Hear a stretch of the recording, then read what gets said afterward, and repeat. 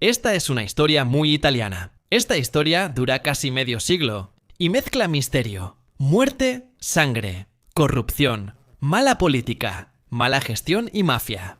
Es una historia que mezcla personajes que provienen de varios bajos fondos, de varios lugares, de varias experiencias, de diferentes antecedentes.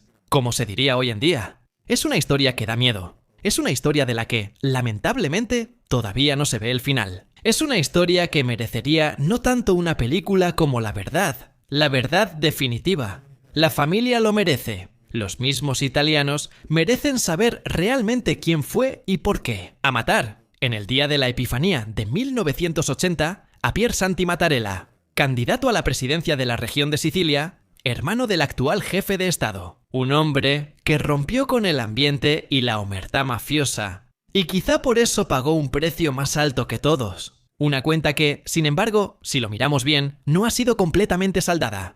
Como habrán entendido, esta es una historia de misterios, una historia de secretos. Cuando Pier Santi Mattarella asume la dirección de la región de Sicilia, estamos en 1978. Es el año del asesinato de Moro. Es el año del escándalo y la renuncia del presidente Leone. Es un año muy difícil.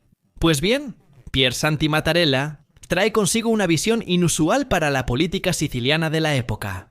Quiere una Sicilia con las cosas en regla. Quiere legalidad. Quiere transparencia urbanística moderna. Frenar las especulaciones inmobiliarias. Y sobre todo quiere cortar el cordón con ese sistema de colusiones, que, en silencio, sin alboroto, pero con una solidez comprobada, mantenía unidos a sectores de la política, sobre todo de la democracia cristiana, las administraciones locales y los grupos mafiosos de poder. Entre 1978 y 1980, Mattarella trabaja en diversas actividades. Ante todo, bloquear las licitaciones manipuladas. Todas las licitaciones que podrían estar bajo sospecha de mafia son detenidas. Luego, romper las relaciones políticas con conocidos referentes mafiosos que aportaban grandes cantidades de votos a favor de ciertos líderes de la democracia cristiana.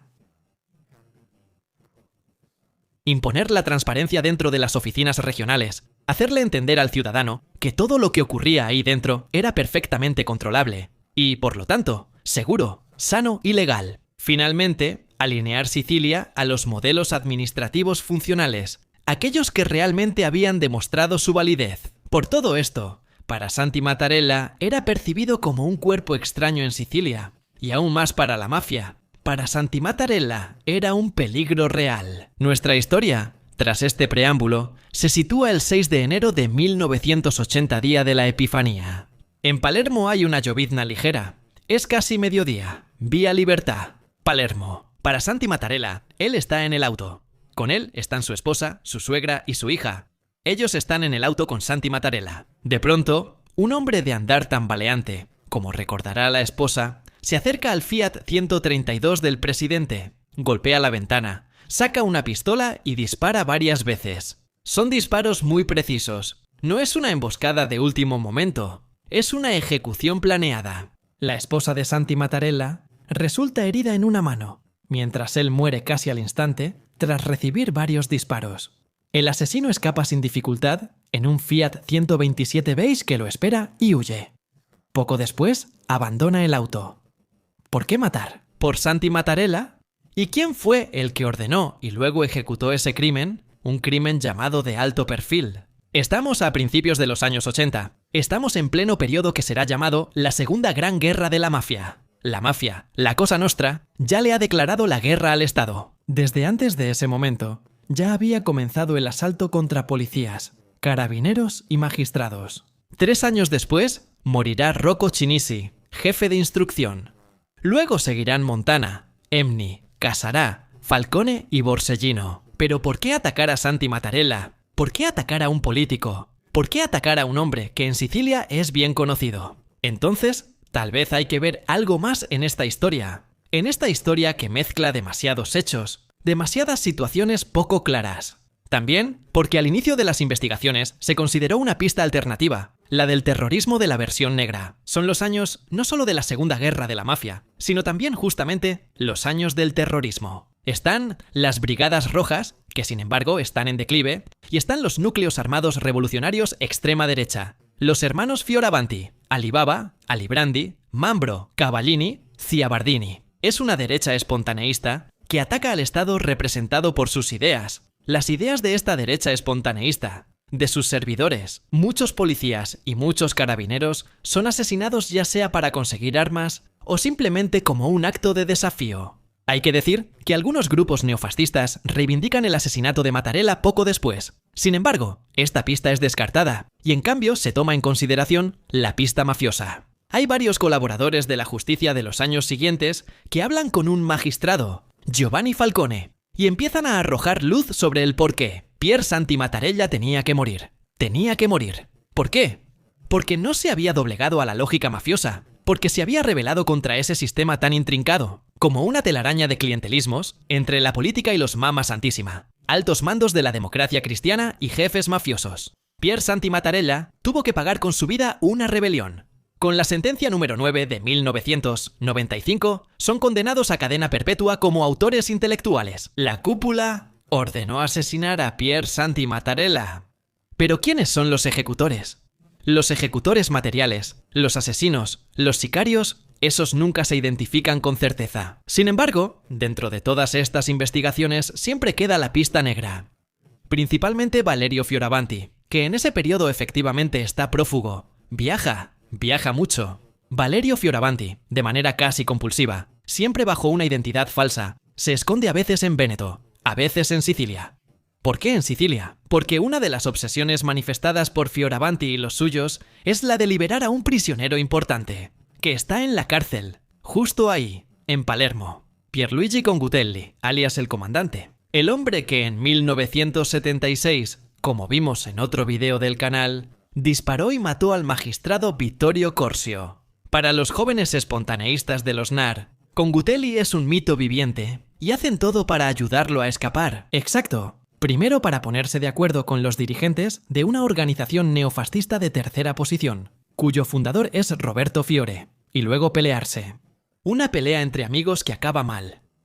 Fioravanti, Cavallini y Mambro decretan la condena a muerte de Moro de Ciccio Mangiamelli, tesorero de tercera posición asesinado. El motivo era que se había apropiado de dinero que no era suyo, pero no era dinero, simplemente era fruto de robos que había que lavar. Las relaciones de Fioravanti y su grupo con la banda de la Magliana eran suficientes. Ese dinero era para el plan de fuga de Congutelli de la cárcel. Mangiamelli había traicionado. Mangiamelli debía morir y Mangiamelli muere.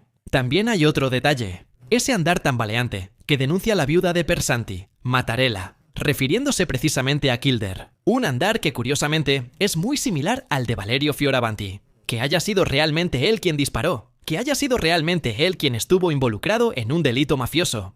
Y luego, ¿por qué un terrorista neofascista debería colaborar con la mafia? Entonces, demos un gran salto en el tiempo, hasta los últimos meses. Hace un año, la Fiscalía de Palermo registró como investigados a dos hombres de honor, Antonino Madonia y Giuseppe Lucchese. Se les considera posibles autores materiales del homicidio. Ambos cumplen cadena perpetua, ya están cumpliendo condena por otros delitos. Esta decisión marca un cambio importante en la investigación, después de décadas en las que la pista mafiosa solo se había confirmado de manera abstracta. Es decir, la orden vino desde arriba, pero nunca se había encontrado un verdadero elemento clave en lo que respecta a la ejecución material del delito. El 24 de octubre de 2025, la investigación da un giro. Arrestan en su casa a Filippo Piritore, exfuncionario de la Brigada Móvil de Palermo, y luego prefecto. La acusación de encubrimiento es grave. La fiscalía dice que Piritore mintió sobre una prueba clave desde 1980, un guante de piel encontrado en el Fiat 127 usado por los asesinos, y contribuyó a dispersar las pruebas recolectadas, ocultando así la única oportunidad real de identificar a los asesinos. Según los compradores, la investigación de 1980-81 fue contaminada por instituciones para evitar identificar a los responsables materiales. Las versiones posteriores de Piritore, quien primero afirmó haber entregado el guante a la policía científica y después negó haberlo visto, resultaron inconsistentes y poco creíbles. Para los magistrados, es un proyecto ilícito de encubrimiento, pero no termina ahí. De hecho, aunque esa pista subversiva, la de los neofascistas, nunca ha sido completamente archivada. Como varios elementos siguen abiertos, la atención se centra en una trama peligrosa: mafia, colusiones, intereses políticos, sectores desviados del Estado y servidores infieles, una especie de red oscura que podría justificar el motivo de una verdad que ha permanecido oculta durante décadas. Una verdad que probablemente no debía salir a la luz. Uno de los primeros en hablar del asesinato de Mattarella fue Tommaso Buscetta, conocido como el jefe de los dos mundos, aunque solo era un soldado de Porta Nuova. Según Buscetta, la mafia no soportaba la independencia de Mattarella. La vivía con molestia, como una intromisión, ya durante las revelaciones de Buscetta. Estamos a mediados de los años 80. Está ese famoso guante de piel, encontrado en el 127, que luego desapareció sin dejar rastro. ¿Quién sabe qué fue de él? La investigación de Giovanni Falcone, que continúa incluso después de su asesinato, en el atentado de Capaci, lleva a una reconstrucción del ambiente en el que se gestó el crimen. Mattarella. Un ambiente que implicaba una planificación al más alto nivel, por parte incluso de la llamada cúpula. La Comisión Mattarella se atrevió a desafiar a Cosa Nostra en el peor terreno, el del dinero. La peor pesadilla de los mafiosos no es la cárcel, sino quedarse pobres y sin nada. Mattarella los había tocado justo donde más duele. Les estaba quitando el agua para beber, el oxígeno para respirar, la posibilidad de reinvertir las ganancias de las actividades ilícitas en la urbanística, en las licitaciones, haciendo más dinero. Por eso Mattarella tenía que morir.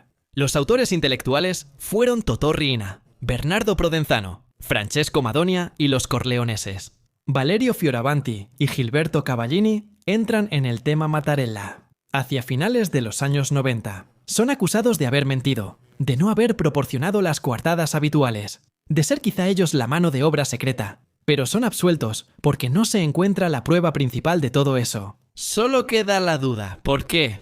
¿Buscar a los asesinos de Mattarella en ambientes completamente ajenos a Cosa Nostra era solo una suposición o había algo de verdad? En los años siguientes, el asesinato de Mattarella fue casi olvidado, visto como un pasado viejo y polvoriento, al que debía darse vuelta a la página. La democracia cristiana. ¿Y quién se acuerda de ella? Colapsó hace más de 30 años junto con toda la llamada Primera República. Los viejos sistemas de poder en Sicilia también. La mayoría de esas personas han muerto o ya están fuera de la política. ¿Para qué revolver viejos fantasmas? Por una simple razón. Porque la verdad siempre debe ser descubierta. Entonces, volvamos a ese guante. El guante que desaparece. Un guante que entre 2021 y 2023 vuelve a la atención de los investigadores. Ese guante, entregado por la científica, después se perdió en los archivos. Finalmente, nunca visto por el joven funcionario de la Mobile, luego prefecto Felipe Piritore, eje de esta nueva investigación centrada en él. Y, como mencionamos, sobre Antonino Madonia y José Lucchese. Ambos sicarios históricos de Cosa Nostra, ambos involucrados en asesinatos importantes, ambos presentes en los ambientes donde se discutió el crimen. Ese desvío institucional que se le imputa a Piritore no es un error, una casualidad, algo que puede pasar. Es un acto deliberado. En pocas palabras, alguien, dentro de los engranajes del Estado, no quería que se descubriera quién apretó el gatillo esa mañana, de la Epifanía de 1980. Pero si de todos modos se conocen los autores intelectuales, ¿por qué no se debe decir, no se debe descubrir quién fue el que apretó el gatillo? ¿Qué es lo que realmente hay que ocultar? Han pasado 46 años desde aquella mañana en Palermo. ¿Qué podemos decir ahora? ¿Se sabe quién fue el autor intelectual? Cosa Nostra, la cúpula. Teóricamente, los asesinos son Madonia y Lucchese, aunque sigue habiendo algo que no encaja. La pista neofascista fue considerada sólida al principio. Luego se consideró un desvío, un intento de confundir las cosas. Las sombras persisten porque partes del Estado no aclararon, no colaboraron y actuaron en contra de su deber. El símbolo de todo eso es ese guante perdido. Una de tantas pruebas que en investigaciones delicadas desaparecen en los archivos. Hoy, 46 años después, persiste el delito de Pier Santi Mattarella. Un crimen político mafioso de enorme alcance nacional, que exige, impone que se aclare de una vez por todas. La historia de Pier Santi Mattarella no es solo un asesinato, sino una historia compleja de una Sicilia que buscaba un cambio radical. Es la historia de Cosa Nostra, que no quería perder territorio, no quería perder poder, no quería perder dinero. Es, lamentablemente, también la historia de un Estado en lucha consigo mismo. Un Estado en el que había servidores fieles a su deber, moralmente intachables. Personas a las que había que ayudar, acompañar, aplaudir. Y luego había otros servidores completamente infieles que se preocupaban por otros intereses. La investigación sigue, pues faltan cosas por aclarar. Sobre todo, ¿quién ordenó el encubrimiento? Se descarta que el Piritore haya hecho todo solo, como si de repente hubiera sido un momento de locura, como si se hubiera vuelto loco. ¿Quién quiso encubrir y por qué proteger a los asesinos?